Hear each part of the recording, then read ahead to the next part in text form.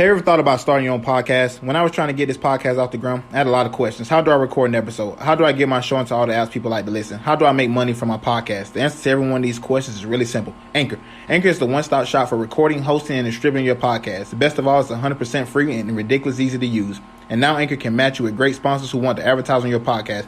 That means you get paid to podcast right away. In fact, that's what I'm doing right now by reading this ad.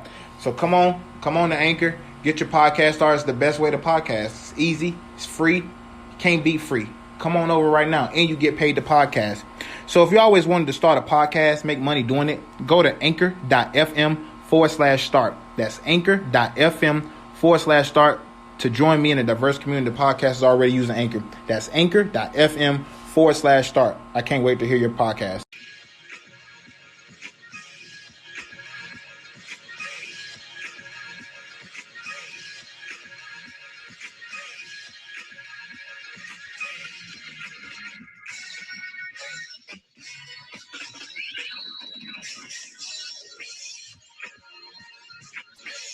Oh, y'all already know what time it is. Get ready for the Unpopular Opinion podcast. Music by DJ Drip No Slip. I'm your host, Grand Hefe. That's my co-host, Dano the Don. What's going on with you, bro? Yata. You know what it is. You and these awkward behind intros. Y'all don't really understand. That's how weirdly awkward this dude is for real.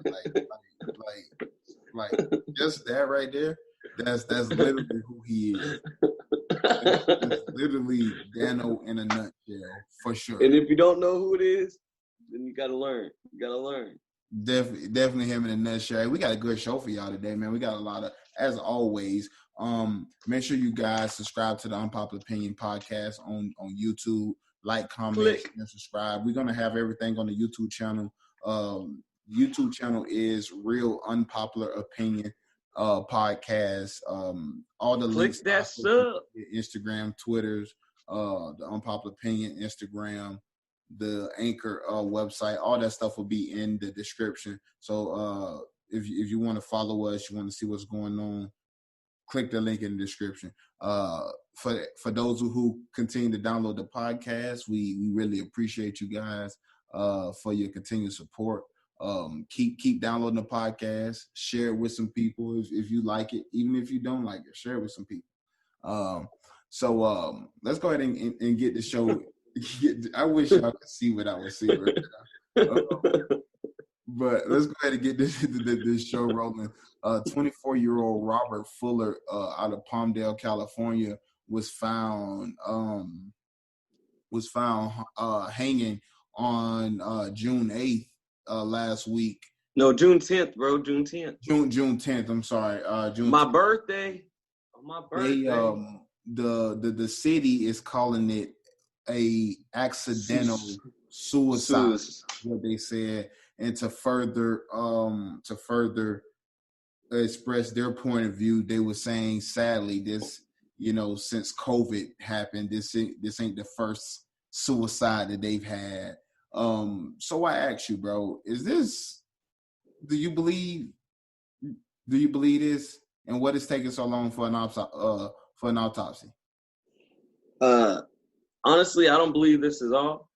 It's scary that this happened in California, where there's a very big group of minorities. So this feels like now, man, if you look at old pictures, this is exactly how you imagine it. All these protests. People hanging from trees now. Not to mention, getting crazy. Not to mention that he was hanging from a tree. So you're telling me that this man, 24 years old, couldn't find something in his house to hang himself, if that's what he really wanted to do, that he go outside, yeah, of all things, hang himself on a tree? It don't make no sense at all. And the sad thing is, it's just gonna be one thing after another until we get the change we need. Until we get that change, it's gonna be things like this happening over and over again. This stuff will never go away, though. I mean, that's what I believe. Like this will never go away. Like this is something that we deal with, and we're gonna have to deal with, because the people that's in charge is people that don't look like us, that don't like us. And even the ones that do look like us that's in office, they're the good old boys. That's the reason why they're there in the first place.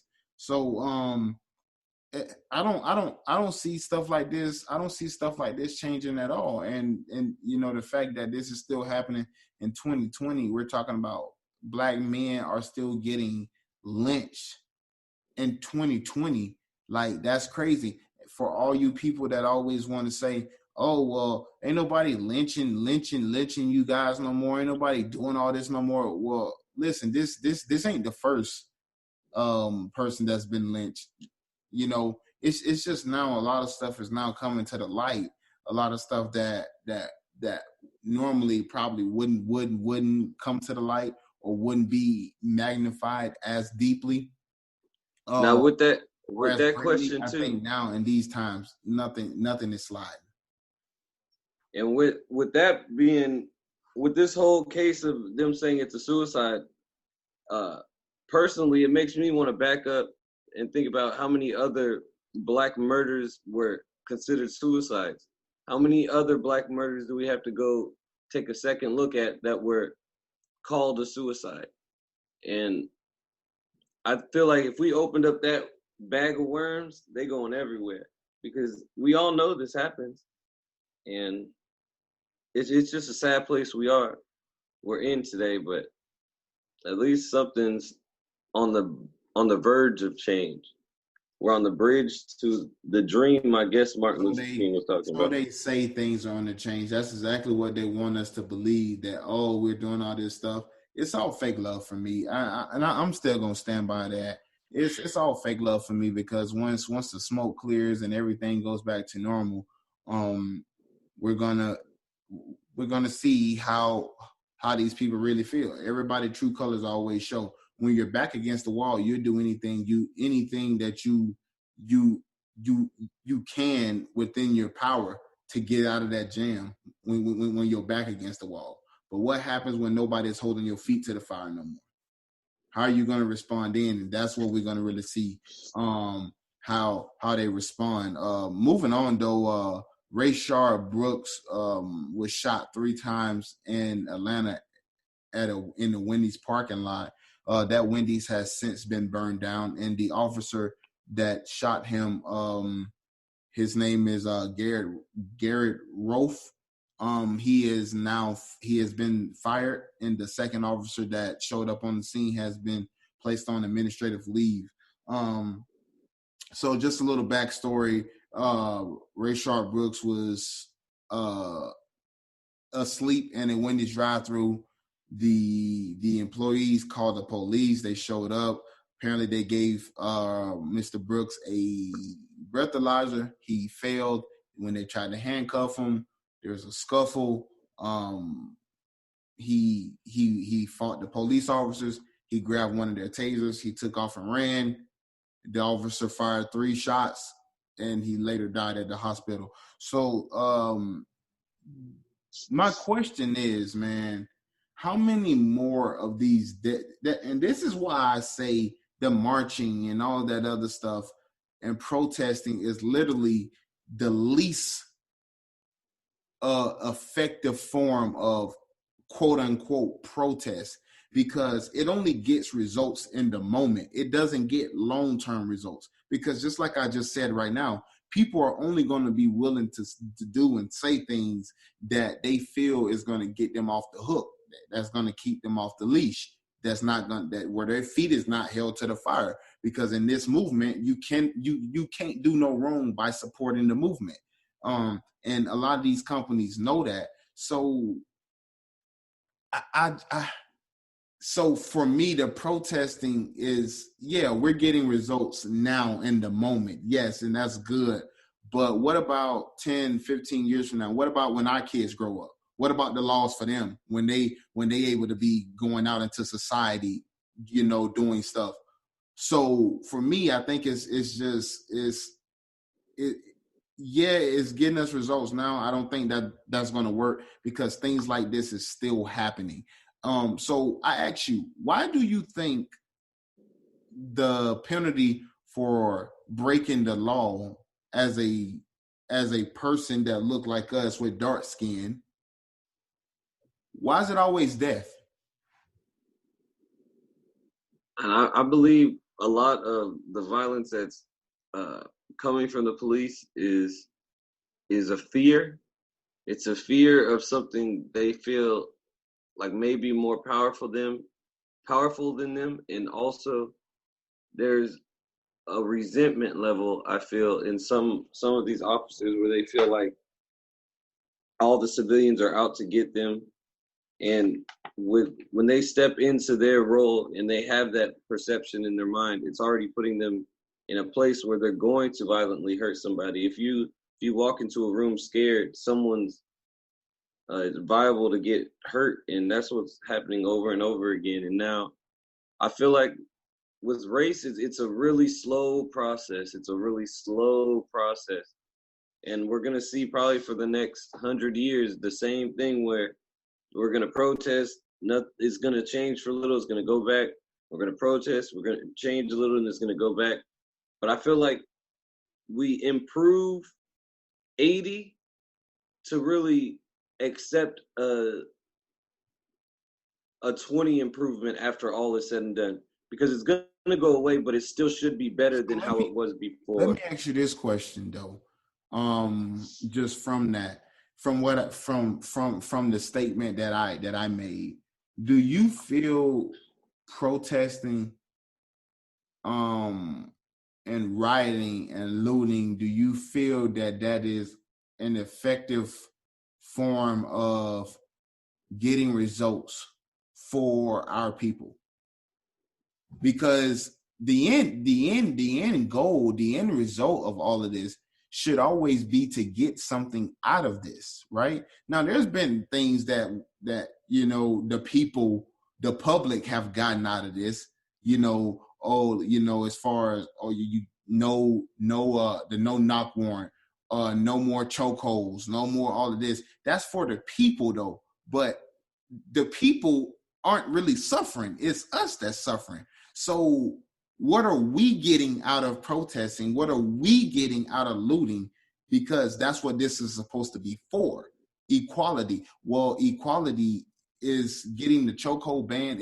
Was it only allowed only just for Black people? No, it's like you're saying there's no more chokehold for the Asian. There's no more for, the Puerto Rican and all of this. So is it helping us in a sense, or is it just or is it really them putting laws into place that should already be put into place? So do you feel protesting and rioting and looting, do you think that's effective? Because nobody really have the right answer. There's no right or wrong. I'm just going on history.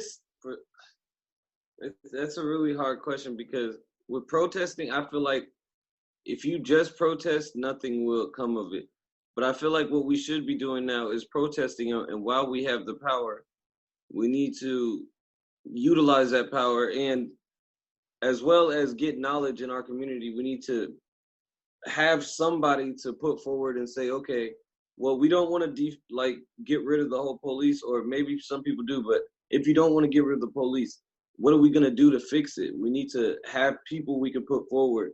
We need to have a better percentage of minorities in the police departments throughout the country, and they need to somehow regulate that.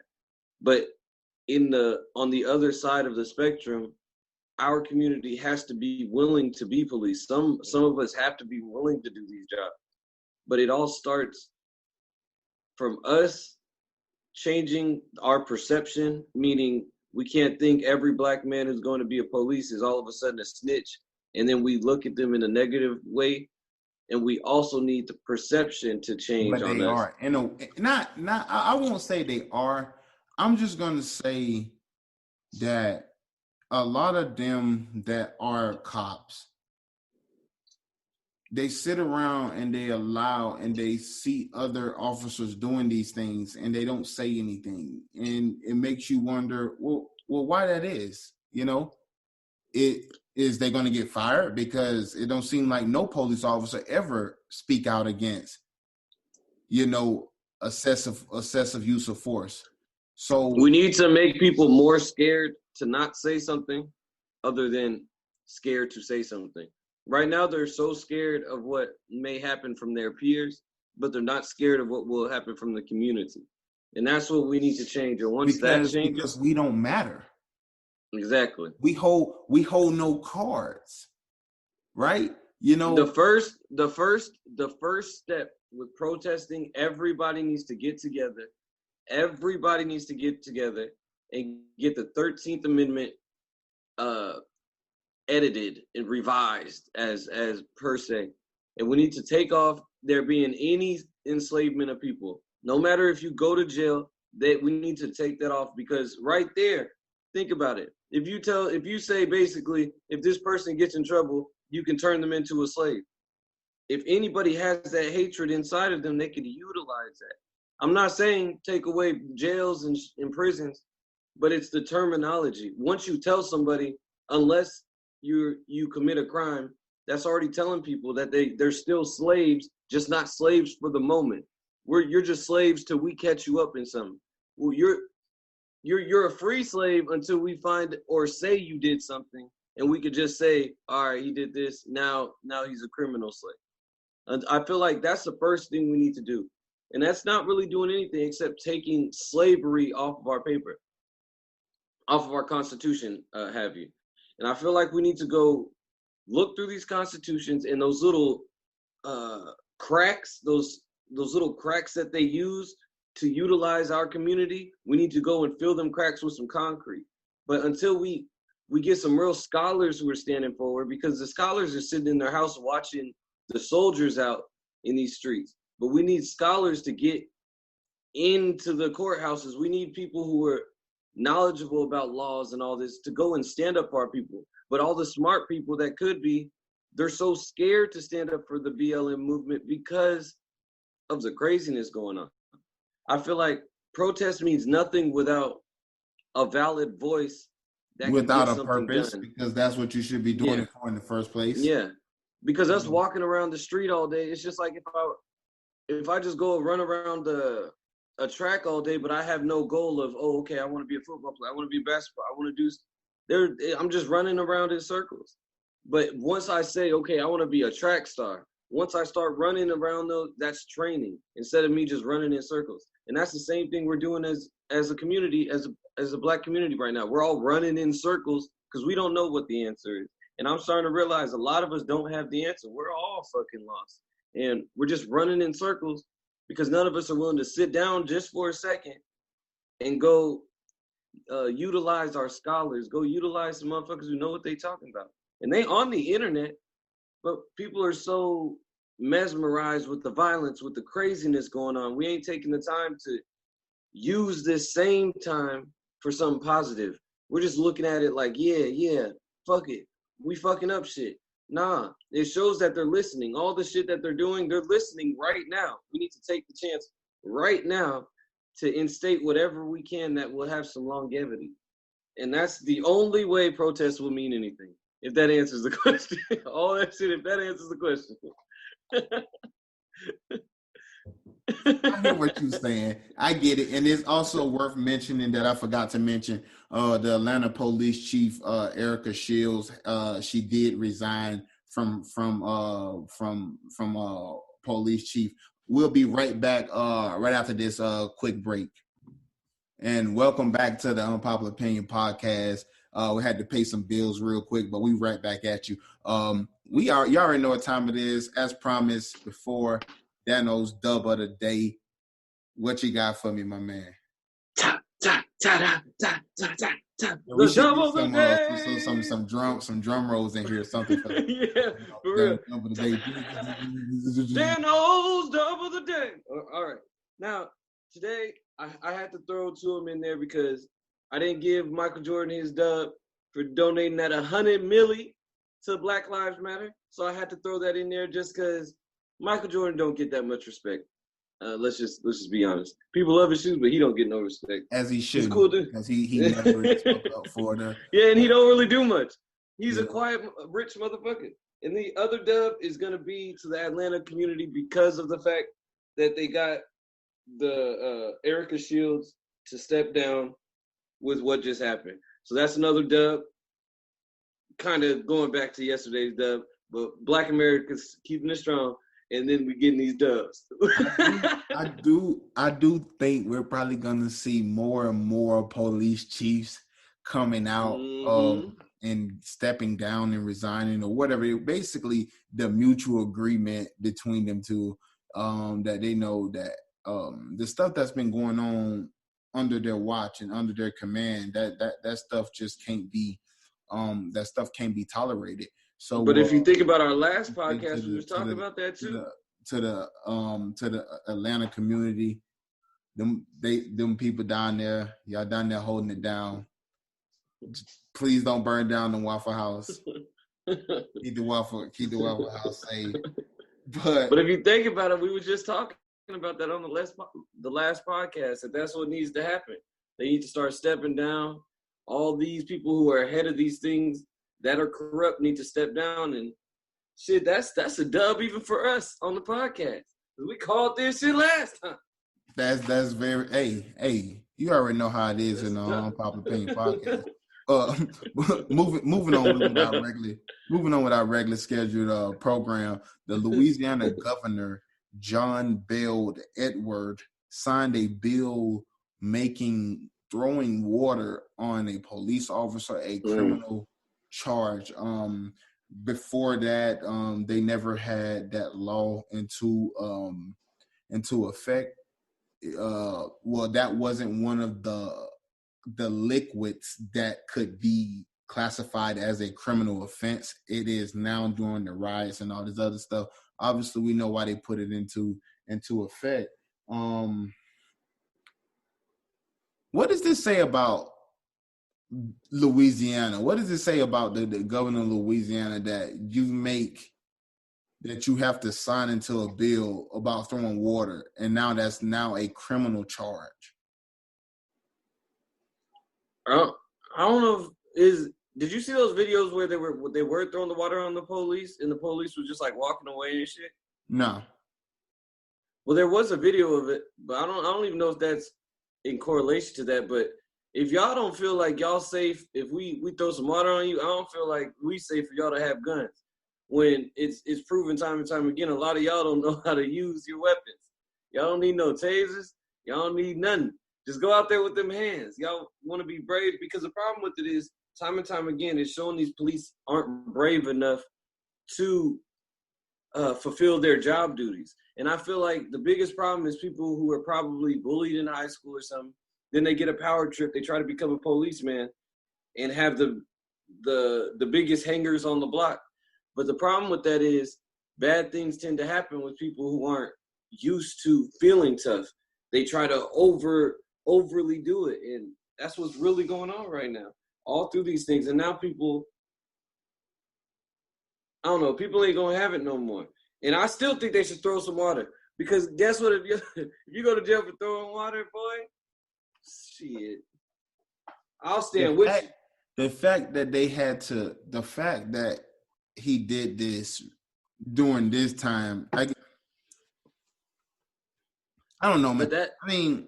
I probably wouldn't just throw water on anybody just because. Like, I'd probably just have to be mad. Like, but no, think about. Did you see that video? You didn't see that video that came out on World Star? It was like a happy video. It was all light mood. Everybody was having fun. They were throwing the little water guns to the National Guard and shit that was guarding them. But they were throwing the water guns on the floor, and then they started like playing with each other. The National Guard and all of them, they were having fun, bro. All of them were having fun. But now all of a sudden think about it. They ain't trying to let nobody have no fun. That's what it is. They saw that video. They're like, oh, okay. Y'all think this a game? All right, motherfucker. You think this is a game? I ain't playing with you. No, but for real, bro. If you go on World Star, you'll see it. It was just posted like a day or two ago. It's literally them just running around and playing with each other like they're having fun. It don't even make no damn sense. But I can understand in a perception that they don't know. This is what it is. They don't know what the water could be at first, but I feel like if they find out it's just water, fuck it, man. Fuck it. Because it's just water. And it also depends on what is the severity of the case, too. Or like if they're just bringing them in, giving them a slap on the wrist, like don't throw water on me, get up out of here, then all right. But if they're trying to give people some type of real, well, they definitely said a really, criminal. They said a criminal yeah, offense. like a real. I mean, it's just for me, it's And what would almost the like how they penalty tried be? to, huh? What would they make a penalty be for that? Think about that being locked up. Hey, bro, what you in for? Shit, 30 days in jail. Super soaked the sheriff, nigga. Oh, you shot the sheriff? Nah, I soaked that nigga up. This nigga a goon, bro. It was just a water gun, bro. That shit ain't gonna go well in jail. Come on now. That Nah, shit bro. retarded. But you can't choose what you go to jail for. When they want to take you, they'll make up some charges. That's no, and that's going back to what we said. That's earlier. basically now what it's starting to feel like making up charge. Like I get it, man. Like like if you just walk, I guess you just walking down the street and you just throwing water on police officers. I mean, I guess, and that's. I guess you get what you deserve, I guess. Yeah, you're just being an asshole. Yeah, you just being but if you like say like they're doing something illegal and you're trying to stop it. Say like in the George Floyd case. Yeah, imagine he's pour choking like somebody water like on stop. them. That's a criminal offense when you're just trying to stop them from doing something that's clearly illegal. Like I mean Louisiana that has a lot of loopholes. Yeah, a lot of loopholes. And I heard Louisiana hot. Louisiana too hot to not be able to throw water on people. Yeah, bro. Y'all killing me out there in Louisiana, but I shouldn't really be. I guess I really shouldn't be.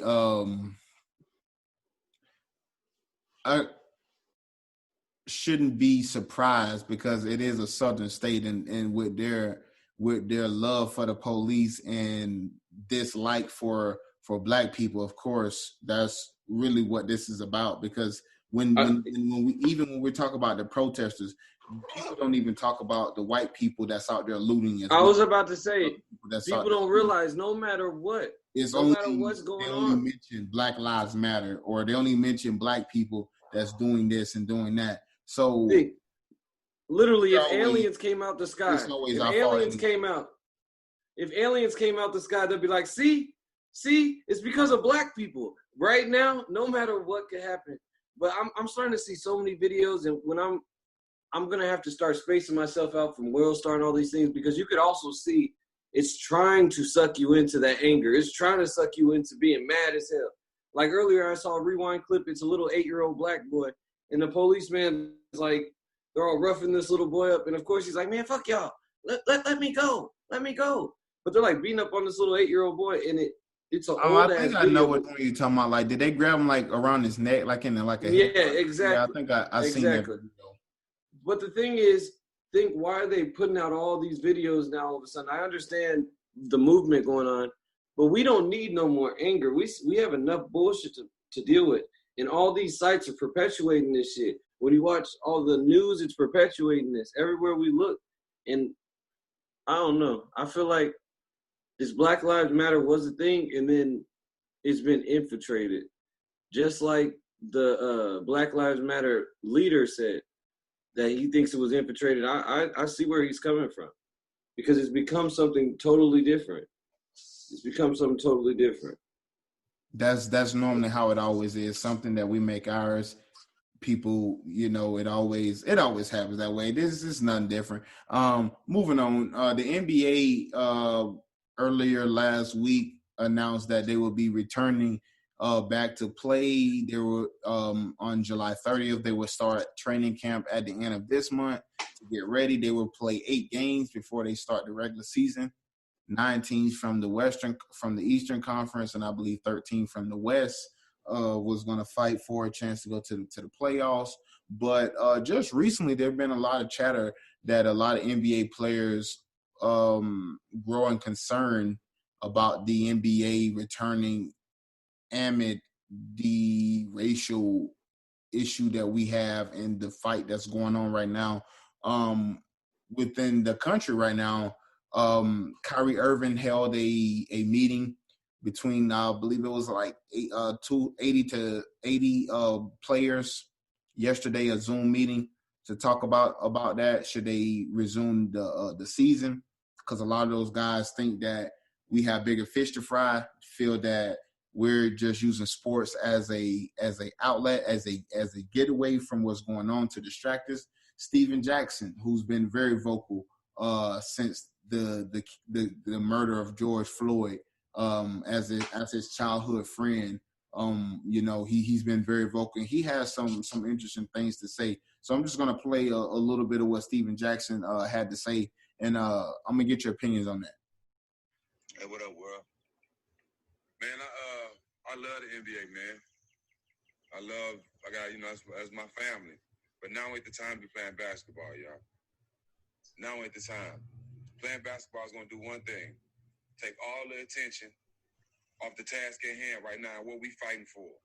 Everybody gonna be worrying about the playoffs. They gonna have all that blasted all over the TV, and nobody's gonna be talking about getting justice for all these senseless murders by the police, and nobody gonna be focusing on the task at hand, bro. None of these white owners have spoken up. None of them are taking. So, as you heard what Steven Jackson had to say, that basketball right now is not the time to play basketball right now because it's distracting us from the real issue of what's going on about getting justice. Do you agree with what he's saying? Do you agree that they're bringing sports back in order to distract people from what's really going on? Well, I will say, I think they're bringing back sports because they care more about money than they care about what's going on. And I'll say it that way. I feel like they don't really care per se, because this is the thing. I think they would have to care a little bit to bring them back for that. And I don't believe they give any fucks. I think the only thing that matters is how much money is coming in. And right now, money is just stopped, so that they ain't feeling that, and they want to get people back out there. And that's another reason why no one has said anything about it. Like the bigger white owners of these NBA teams and stuff, because what are they going to say? Nothing they can say will bring them income. Think of these other companies, they're saying things, and then they start dropping some Black Lives Matter merch. That's what I'm going to call it, merch. Just like all these other things, whatever's hip, they drop merch for it. And that's what all these other companies are doing. If you really think about the companies that are speaking out, 90% of these companies are also benefiting from the fact they're speaking out. From, oh, we'll give you guys a 15% sale now. Oh, we'll give you this. That's still just doing something for them to bring in income. The NBA can't really do that. They're not going to say, okay, we'll give this portion of seats for free to the black people. They're not going to do that shit. The problem with it all is corporations only care about money. What he's saying is 100% true. Right when sports start, everybody's going to get back into that old school swirly in the eyes, staring at the TV, and nobody's going to care about Black Lives Matter. And sadly, we're not going to be able to stop it, because as you were saying, it's all going to go back to normal. It is. Right when all this media shit that is usually corroding our mind and making us not think about the shit that's been going on, because all this shit ain't nothing new. We knew us as black people have been getting killed for years and years and years. Let's think, what made us really think about the shit? We didn't have other shit going on. So now it's become a huge thing. Now even white people are using it as a and I hate to say white people, but a lot of people are using it as an event to go do something because there's nothing else to do with Corona. Let's be honest, this is fueling directly the Black Lives Matter movement because we have all of our attention on it now. It's just like that shit with the Pizzagate. All this shit that's been under the carpet for so long, our TVs are shut off, so now we lifting up the carpet and looking around for shit. And we starting to find a lot of shit we didn't know was there. And even the shit we did know was there, we didn't know, damn, there's this much shit. Because now we're lifting up the whole carpet. We realize there's shit all over, all under the carpet. It's everywhere. And now we're seeing it because that TV is fucking hypnotizing. It's hypnotizing. I'm gonna have to disagree. I'm gonna disagree, and I'm not gonna disagree with with your whole statement as a whole, and I'm not going to disagree with what Steven Jackson, the point he was trying to make, because I understand what he's trying to say or what he actually said, not what he was trying to say because he actually said it. Yeah. I understand what he's saying, but I asked Steven Jackson, did that stop people from protesting when Michael Brown got killed? Did that stop people? I'm sure sports was going on then. Did it stop people then? What about Trayvon Martin? Because I seen athletes all over voicing their support when that happened. So I'm confused as to why people think that it's an outlet when people been already crying for sports for months now. It ain't got like this was before what happened with George Floyd. People has been talking about sports. Like people I think a about good sports ever since all the sports was canceled. So a good example is, bro, think about our community. As Black people, we're real bad followers, bro. Think about our community. People don't like something until there's a following of it. Think about our community doesn't support. A good example is Black-owned businesses, local Black-owned businesses. People don't support them until what? Until they blow up. Then all of a sudden, oh yeah, that's my dog. Oh shit. It's the same thing with everything. Like everybody wasn't willing to do this before because nobody did it. And then now that it automatically kind of got done just from the corona happening, now it caused it to happen. And that's why I think we're doing it now. People before didn't even think to do it because nobody was selfless enough. They didn't think to do what though? I don't know. Just stop. Because the thing is, we would have. Bro, because we've always had sport. That's the main reason why people say I don't want my sports with politics. That ain't really necessarily dealing with the actual politics like Washington and all that. That's the players protesting. You just heard 2 years ago, Laura Ingram tell Kevin Durant and LeBron shut up and dribble because they was voicing their opinion on exactly. Boom, but exactly that. But that's what I'm saying. Now us as Black people, what we should do until there's a change, Black people who are in these sports, in NBA, Black NBA players, Black NFL players, don't play.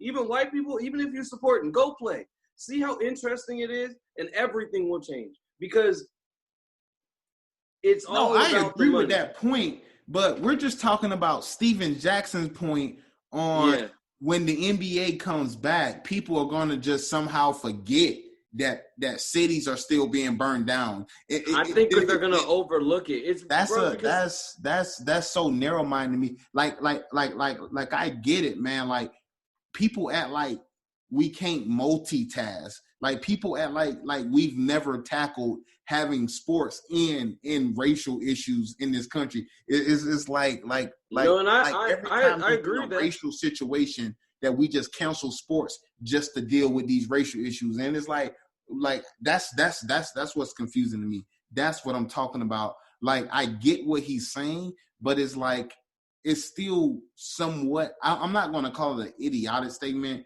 but it's a little misguided because it's like we've always had players protesting. You know, Eric. But Garner, I think that's why though. All the players wore "I Can't Breathe." You don't think NBA players throughout the league on national television wearing "I Can't Breathe" shirts? You don't think they're doing just as much as they doing sitting at home right now? Nah, bro. Because if you look at the changes that have happened these changes haven't come from athletes. Okay. Yeah, I have to agree with that. They have way bigger platform. They have a way bigger platform. What I'm saying though now, back in 2015, when that happened with Eric Garner and all of the NBA teams wore I can't breathe shirts. And I know that does way bigger than just one or two big superstars coming out voicing a tweet in frustration. But now it's a different world now, bro. Because they did all wear the I can't breathe shirts. We all remember that. But what did it do after? It brought light. But what is this doing though? Bro, it's demanding a change now. It's doing something different. But that's not by the athletes. That's we're talking about the athletes here. Because I think as a community, everybody distract people from what's going on, from getting justice. And I'm asking, when has that ever been a issue though? When? No, I don't think it has. I think this is the first time ever plagued people's minds with getting justice from unarmed Black people getting killed. When has that ever happened? I think what it comes down to, bro, is like us as a Black community. Everybody's trying to be like give up something. Like a lot of people that should be working, they're protesting. It's like that. I feel like they're doing the same thing, but just on their platform. Like they don't want to go back and work because they want to continue to protest, but they can't say that directly because they'll probably get some type of fine. This is what I'm saying. This is what I'm saying, Dano. Like, hear me out here. This is what I mean. There's 15 players on an average NBA roster, plus you got coaches, you got training staff or whatever. Round it up to like 20 people. 20, out of 25. Now, out of those 15 players that's on the team, Dano, how many of those players do you think have tweeted out something in support of the Black Lives Matter movement or the injustices that goes on against minorities in this country? How many of 12. those? Huh? Probably like 12. And I'll say 12. And I'll say that number is way too high. No, and I'm pretty sure it is. Because let's just take the Lakers for example, right? I haven't necessarily heard nobody really speak on it. Danny Green done an interview, but that was more of an interview. Kyle Kuzma did an interview, but that's an interview where people asking you questions. Of course, somebody asks you a question on it, you're going to answer it. I'm talking about people that's just coming out, actually voicing their opinions and putting their name behind what's going on. I would say probably 2 to 3 per team, and that's not even every team. But then also the thing about now, bro. Hold on. Let's just say the 9 Eastern Conference teams that's coming back to play, plus the 13 or 14 Western Conference teams that's coming back to play. They're all on national TV protesting. You don't think these same people that's talking about, they're going to be blind because they're going to be watching that, you don't think that's going to raise awareness to what's going on? You don't think that a whole team of people or a whole league of people protesting is not going to do the same thing as the 2 or 3 that per team that's doing something right now? Because there's a lot of people on these NBA teams that's silent, that you haven't heard nothing from. So what is their voice doing right now that it won't do on TV? The real question is, would it upset a fan more to not see a game or see their player just wearing a shirt? I don't think so, because we've already not had sports. Like basketball has already been gone for about a month and a half, 2 months now. So no, I don't think it would make as big of an impact as, let's say, if they were actually playing and then they just was going to stop for this issue. You see what I'm saying? I think since it's already been gone, it's already been away. It's not like the sports world have basketball right now. It's already been gone, So, well, I support them playing half the game, and then at the half game mark, be like, all right, we dropping the ball. We done it right there at the half game. Yeah, no, I just wanted to just talk about just the idea, that somehow, while everything COVID still kind of going on right now, and people are still social distancing and restaurants are still 15 people capacity, what can they be doing now that they can't be doing on national television? That's what I'm saying. Because if you don't think LeBron James having a microphone in his hand talking on national TV where millions of people are actually watching that, you don't think that does way more difference than the people that don't have social media when he make an Instagram post? Let me ask you something. How many 60-year-olds do you think got Instagram? That's a good question. So how many them 60-year-olds do you think see LeBron James when he posts an Instagram post about racial injustices compared to the amount of people that's going to see him on the television? Now, how many of those 60-year-olds do you think have? Now, how powerful would it be though? How powerful would it be if they went in just suits and they just all went and sat down though? But they still went to the game, but they didn't play. Me personally, I had already put in my mind that basketball kind of wasn't coming back. I had hope for it, but to me, I had already kind of thought that it wasn't coming back. So me, I don't really care if it comes back. Like, it's good that it's coming back, and I get to watch some sports. But I think them sending a message on TV is way more powerful than what they can do on social media, because not everybody has social media. Like, a lot of people just don't do social media. But there's a lot of people that have a television in their house. There's a lot of people that's going to watch sports when it comes on, regardless of who's playing. It's because it's just sports. I'm one of them people. It just doesn't matter who it is. I'm going to watch it because it's sports. So I think these guys having a voice on national television will do way more than what we can do right now in this COVID, in this quote unquote COVID world. Yeah, world right now. I totally understand 3 at a that. time. The NBA, it's they can only practice with like 3 people at a time. So I think being on television could boost what's going on right now, because you have these powerful people in sports, like Russell Westbrook, who's talking about doing a documentary on Tulsa, Oklahoma, Black Wall Street. Now, you don't think the people that's not on social media, that haven't heard that, hearing it from Russell Westbrook on television, you don't think that's going to raise the height and the awareness of what's going on, and people ain't going to want justice? When have our people never wanted justice for what's going on, even when it's our fault? Tell me when. Tell me when, bro. Like, let's be real here. Even when it's our fault, we still want justice. We still going to want to blame somebody else. So how is sports is going to distract people from wanting justice, of people literally get choked out on camera, crying for their mothers, bro? Like that makes no sense to me. Like, I get it, and he's emotional because he's attached to the situation. And Kyrie Irving, he swear he's this, enlightened individual. But the athletes have always used their platform to raise awareness. What if Colin Kaepernick did? His protest wouldn't be as big as it was if it wasn't on TV, right?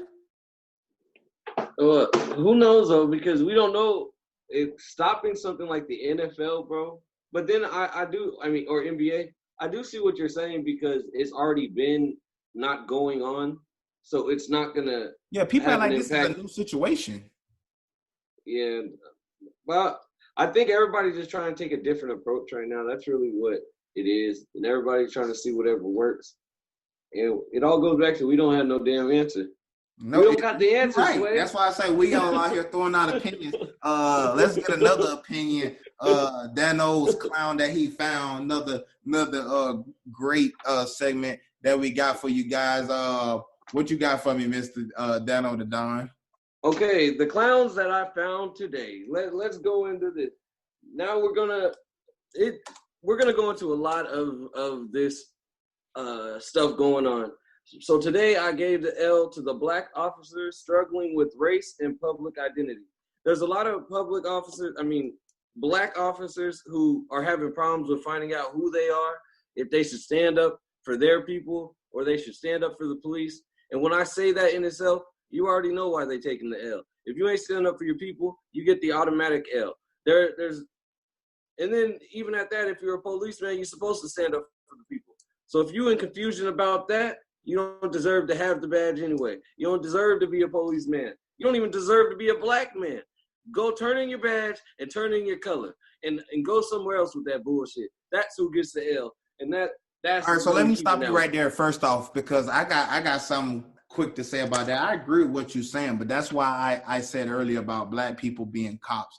it's kind of hard because it already pulls against your moral code. Why? Why does it, Dano? Because you've lived in the hood. Where does the roam, Dano?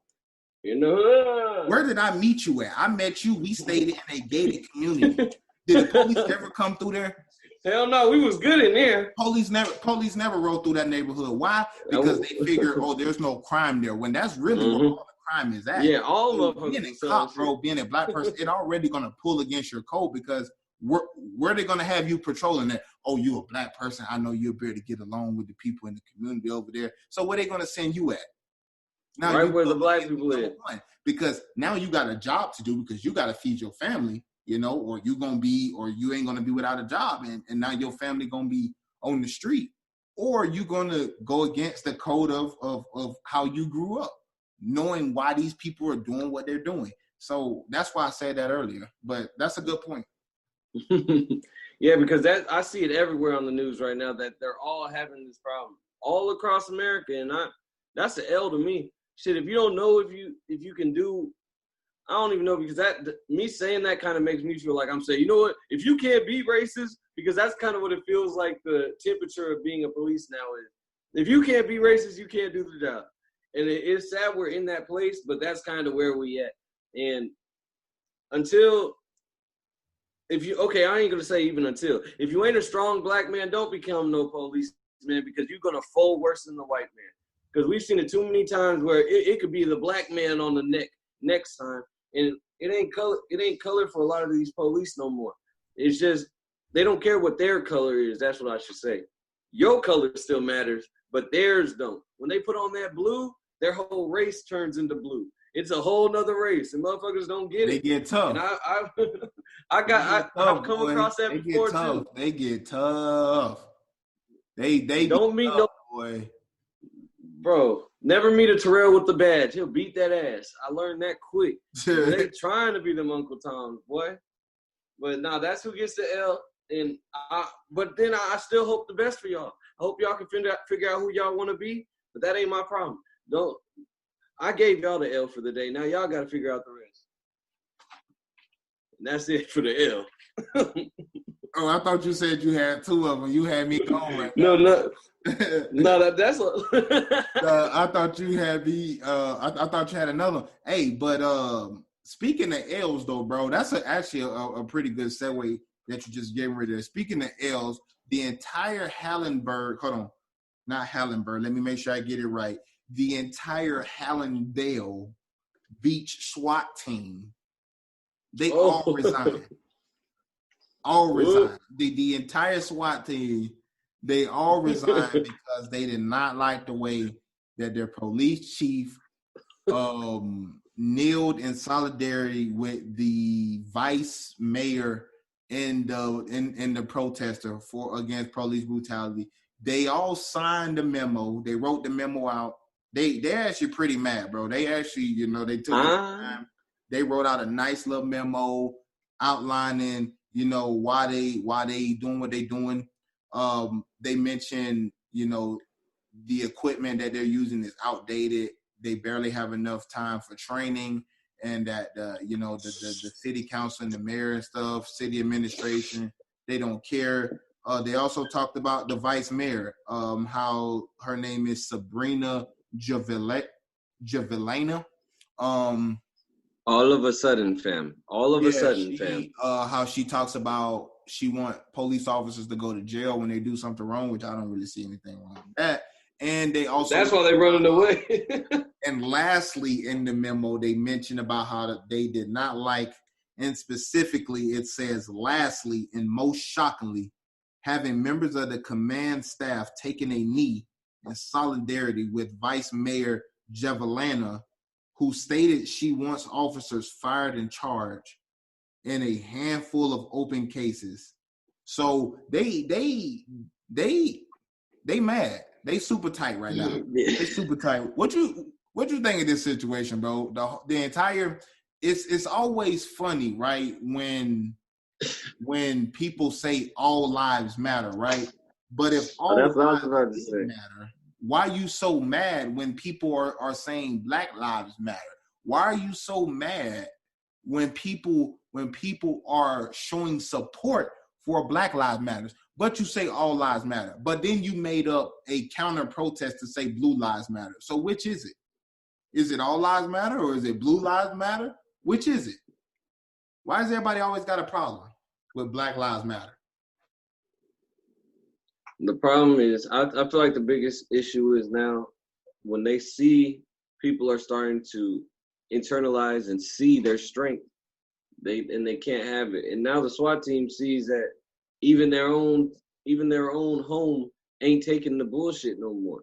And that lady saying that they should get arrested, all that's true. And everybody would know that to be true. But unless it's because a lot of these SWAT teams probably been into some shit where they know they shouldn't have been into, and now they might. I think most of these dudes were scared that there was going to be something that comes up, and I feel like there's so much under this. It's like the iceberg. Like they always say with the iceberg, you only see the ice, and underneath there's so much shit that you don't even know. And that's how I feel like it is with a lot of these police. A lot of these police is looking over their shoulder every day because they know they feel paranoid of something they've done. And a lot of these, I think we're going to see a lot of people resign. I will say that's probably the best thing about these protests. That it's actually got a lot of police officers looking over their shoulder now. And that's probably, for me, I think that's probably the best thing that's probably came out of this protest. The fact that now these guys that do stuff can no longer kind of really just do it and know that they're going to be good. That's to me, I think that's probably the best thing that come from the protest. All the shadows are coming to light. Yeah, exactly. That's what it really is all those shadows is coming to light. Now, I just don't really understand, man, people that say all lives matter, but then they get like if all lives matter, why does it bother you so much that I say Black Lives Matter? That's the thing. It's that hidden racism that I don't understand. It's retarded. Let's be honest. It's like, why does me saying Black Lives Matter bother you so much if you're telling me that all lives matter? So isn't Black lives a part of all lives?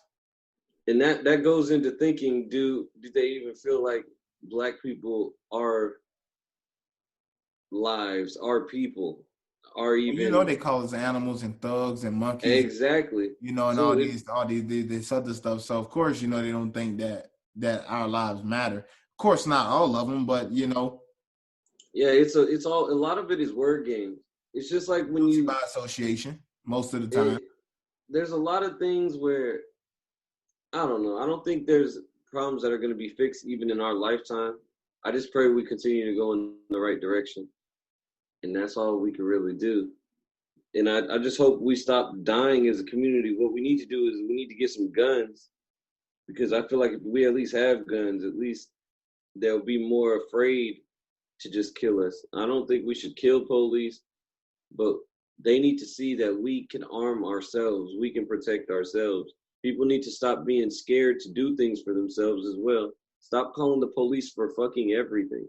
Because if it ain't a necessity, if it ain't somebody dying or something, you don't need to call them, because it could turn into somebody dying. There's too many calls out here where it's somebody calling over their neighbor, getting on their nerves, someone boyfriend and girlfriend calling on each other. And and then somebody comes and gets killed because one little thing happened. Oh, we thought it was a gun. No, that's a cell phone. Well, it looked like a gun. We've dealt with this enough. So us as a community, I'm not saying defund the police, and I'm going to say it again, but we need to learn how to police our own communities as well. We also need to learn how to be strong enough so we can't be victims in any state, not to the police, not to criminals, not to anybody. People need to stop being so damn weak, because that's the problem. People have weakened themselves so much to where they have to depend on the police. So with anything occurring, they're easily manipulated, easily controlled. And we just got to do better.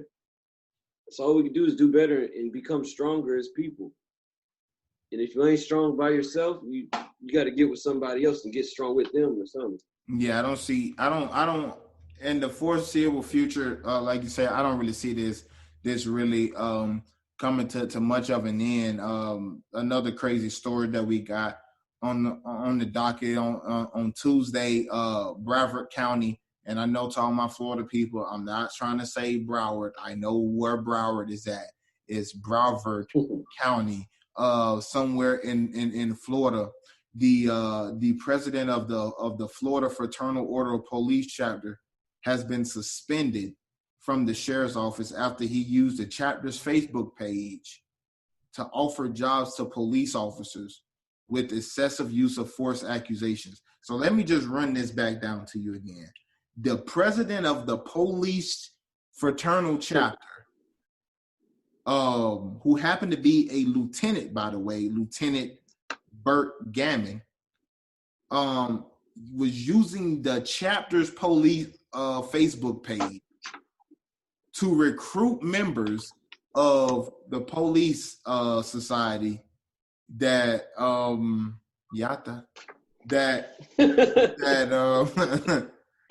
he's using the Facebook page to recruit members, officers that have already had excessive use of force accusations against them. So we're not talking about officers that like to use excessive force, which most of them do. We're talking about officers that already had complaints put in against them. He's using the Facebook page to I guess you could say, lure them out to come to Florida. He actually wrote in a Facebook post on one of them, "Hey, Buffalo 57 and Atlanta 6, we're hiring in Florida. Lower taxes, no spineless leadership or dumb mayors rambling on a press conference. Plus, we got your back." He also made another post on Facebook using the chapter page addressing the Minneapolis Police Department. He says, Minneapolis officer, we will not, in all caps, disband our LE agencies or give in. We are hiring in Florida. And then he goes on his lower taxes and all that, no spineless mayors. So what do you think of this situation? And then the fact that he's only just suspended. What do you make of this, man? Loki, I think that's fucking crazy because he's basically saying, yeah, we'll beat your ass and fuck y'all. What y'all gonna do about it? And I can't literally hear anything other than that. And yeah, bitch, you gonna take this. You gonna take it. That's all I'm hearing, and that shit's crazy to me. And then they're not even really firing him. They just gave him a fucking vacation. That shows a lot. I feel like people where he's from need to stand up and piece this nigga up. I don't give a fuck. I don't usually say violence, and I'm not saying violence right now. I'm talking Reese's Pieces. Give that nigga a lot of Reese's Pieces because what he's saying is fucked up. And I don't know. That's fucking. I can't even respond to that. That's just crazy, bro. He's literally. It kind of go back to what I was saying the other day on the last podcast, bro. And this, the fact that if in this climate, with what's going on today, the things that we've seen, the track record that we have seen social media get to, if you're still making comments like that on public places, especially places where you have to write out what you got to say and you're just not speaking in the moment, you literally have to take your time to write that out. And then you have to hit the send button. And then you still have time to delete it probably before anybody can actually start screenshotting. The fact that you still make comments like that in this type of climate, you must really have some serious hate in your like that hate must run deep, boy. Like, and beyond that, though, why is his comfort level where he can say something like that? Why is he feeling so comfortable? Because he can post something like that. Because he know he only going to get suspended, and he know he's going to be right back on the job. But that also shows the climate of those around him, and that's what people need to look at. And that's what I think that's the biggest thing. When we see a virus, we need to be able to understand where that virus comes from and who is connected to that virus. him being a virus, him being able to say that means there's people in his inner circle who also work with him, who have those same kind of beliefs. So we need to start chipping down after we find one person, get them fired, get them to resign, whatever it may be, and get everybody around them to do the same. We got to keep pounding it to them until they do. Because it's just a crazy world we living in. Because in a sense, at least back in the day, they knew who the enemy were. Now we live in a world where so many people are the enemy. We have friends, but we have foes that could kill us and we would never know. Then we have foes who are openly our enemy. But it's hard to tell now, and that's the scariest thing. I think it may be more scary now than it was yesterday, and I know people are going to hate me for saying that. But at least we really knew people were paid racist. to protect us is actually the people that we actually need to be the most scared of, and that's just another example of why we should be. Who can we trust? Worried about the police, because you got guys like that, that's welcoming people with excessive use of force, accusations against them. So the fact and that probably laughing you have behind like his keyboard, Probably just sitting there laughing behind his keyboard while he types that. He worked, and he's fat as I don't know what. So that's exactly what it was. Looking like Santa Claus. Yeah, exactly. So the shit. fact that stuff like this is continually to happen on a daily basis just shows that we have a long way to go in this country. We are making small strides, but we still have a long way to go. But without further ado, that's going to be it for today's podcast. I want to thank you guys for joining in the podcast. Like I say, continue to download the podcast, continue to support the podcast. We thank you for all the love and the support. Link in the description on YouTube for all of our social medias, the Unpopular Opinion podcast page and the Unpopular Opinion website page. Unpopular Opinion podcast airs every Wednesday. If he cannot get his camera together, goddamn, I gotta hold this one time. But the Unpopular Opinion podcast will air regular scheduled days, Mondays and Fridays. We love you guys. Thank you for all the support. You want to take us out of here, bro? You got some words? Appreciate y'all, all of us. We got to keep this movement going. You already know what it is. We stand strong, and we're going to keep on pushing until we get to the place we want to be. Every step ain't going to be a long stride, but every step is a step forward. And we got to remember that. We can't let others hold us back who plan on holding us down, because those people are only beneath us. And while they try to pull us down to where they are, we must step on their hands and step on their face. And that's where we're going to take this, and we ending it there.